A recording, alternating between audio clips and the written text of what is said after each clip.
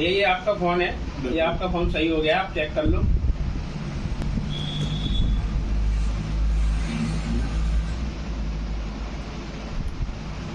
एक बार कैमरे में दिखा दो भैया। भैया वाकई में सही हो गया मेरा मोबाइल यार। ओके हो गया भैया? 100% ओके हो गया भाई। क्या प्रॉब्लम थी भैया आपके फोन में? भैया मेरे में कम से कम 1.5-2 महीने पहले इसका फ्रंट कैमरा था, अच्छा। वो ऑन नहीं हो रहा था, अच्छा। मतलब काम ही नहीं कर रहा था। ओके। और कल इसमें साउंड की प्रॉब्लम आई, 2-2:30 बजे तक ये बढ़िया चला था। उसके बाद में इसमें कॉल की कोई आवाज़ नहीं आ रही, ना जा रही, और ना ही इसके अंदर यूट्यूब वगैरह पे साउंड आ रही। आज ओके ओके है मेरा, मतलब आप खुश हो पूरी तरीके से? 100% खुश। अच्छा, मैं ये जान सकता हूँ आपको यहाँ का एड्रेस कैसे मिला और कहाँ से आए सर आप? वैसे तो मैं काफी दूर से हूँ, नगला मेवाती से हूँ, जो भरतपुर रोड पे तारसी चौराहे के पास में पड़ता है।